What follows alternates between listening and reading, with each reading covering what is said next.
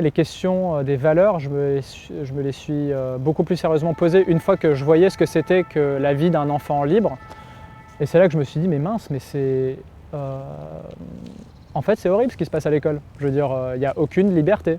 Il n'y a pas de démocratie à l'école. Clairement, toutes les libertés dont un être humain jouit fondamentalement, celle de circuler où on veut, d'interagir avec qui on veut, d'être dans un forum permanent d'échange d'idées et d'opinions, d'avoir une vie privée, enfin de ne pas être sous surveillance en permanence. Bref, toutes ces choses de base, l'enfant n'y a pas le droit à l'école. Il est en permanence regardé par un adulte, il n'a pas le droit d'interagir avec son voisin, il est assis sur une chaise, on lui demande d'obéir à une série d'instructions et il n'a aucun contrôle sur le cours de sa vie. En tout cas de 9h30 à 17h30. Et je trouve que c'est un message assez gros qu'on fait passer aux enfants, que c'est normal de 9h30 à 17h30 que de suivre continuellement des instructions et de ne pas être maître de sa vie et d'être comme ça dépossédé de sa souveraineté et de sa liberté individuelle. Et donc ça m'est apparu comme vraiment le nez au milieu de la figure tout à coup. C'était pour moi une révélation énorme que de voir à quel point on ne permettait pas aux enfants d'être libres.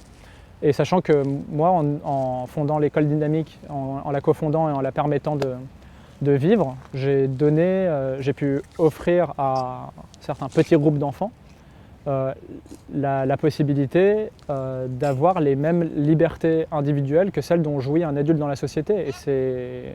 Et c'est frappant de voir à quel point c'est la chose juste à faire et que toute action qui consiste à réguler l'activité individuelle parce que ce serait pour son bien, pour son éducation, pour sa santé et compagnie, en fait, est une certaine forme d'oppression qui n'a pas lieu d'être sur un être humain. C'est ce que dit la Déclaration universelle et je ne vois pas en quoi elle ne s'appliquerait pas aux enfants. Il y a 100 ans, on croyait que c'était normal qu'elle ne s'applique pas aux femmes et puis on les cantonnait à un rôle de ménagère. Elles étaient... voilà, elles n'avaient pas de carte d'identité, elles n'avaient pas de compte en banque, bref, elles étaient une annexe de leur mari. Eh bien, je ne vois pas ce qui justifie le fait de considérer les enfants comme une annexe des parents ou d'un adulte qui n'aurait pas une vie propre et un accès aux mêmes droits que les adultes.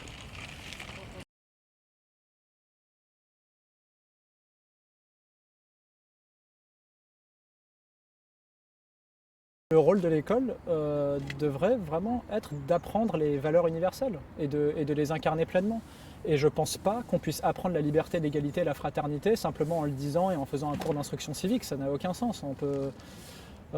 C'est comme si on voulait enseigner la natation à quelqu'un en lui expliquant ce que c'est que la natation. Enfin, c'est tout bonnement ridicule et impossible. Il faut effectivement aller dans l'eau et puis essayer et le faire. Enfin, c'est en faisant qu'on devient faiseron. Et donc c'est en vivant et en incarnant la liberté, l'égalité et la fraternité dans un cadre qui permet effectivement de vivre selon ces valeurs que on les apprend.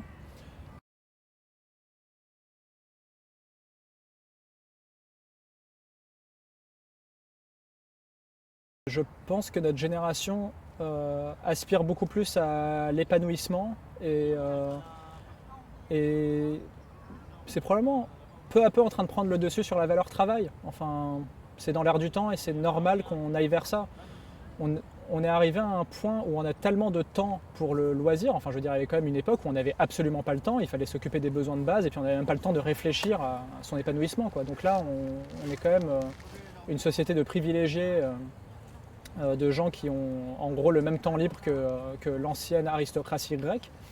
Et donc on a le temps de se poser des super questions et de viser à son propre épanouissement. Et ce besoin devient devient tellement fort que oui, on a de plus en plus, par exemple, un phénomène qui est bien connu, mais de gens qui sortent de fac et qui ne veulent pas juste simplement qu'on les place dans un job, quoi. Ce qui était pourtant la panacée à la génération d'avant. Non, j'ai des besoins de trouver mon travail intéressant, qu'il ait du sens, j'ai envie d'avoir des responsabilités, d'être autonome, de pouvoir faire ce que j'aime, de m'amuser, etc. Et puis un autre phénomène qu'on observe beaucoup depuis maintenant, je dirais, je sais pas, une décennie, c'est le désengagement au travail, les burn-out, enfin, c'est quoi, je ne sais plus quelle étude c'était, mais 85% de gens se sentent désengagés de leur travail, de salariés. Et ça, c'est une crise de sens, mais qui est porteur d'espoir et d'opportunités pour l'avenir, parce qu'on est en train de reconceptualiser ce qu'on érigeait comme valeur absolue. Il faut travailler, il faut que tout le monde travaille et tout ça. et de se dire attends, la vie humaine, enfin c'est peut-être pas ça, oui, la vie humaine c'est l'activité et elle peut prendre des formes extrêmement variées et toute activité, si on la fait, c'est qu'elle a une raison d'être et qu'elle est bonne. Euh, et je pense qu'on a affaire à une génération qui est en train de complètement modifier notre imaginaire collectif autour de qu'est-ce qu'une vie humaine épanouie.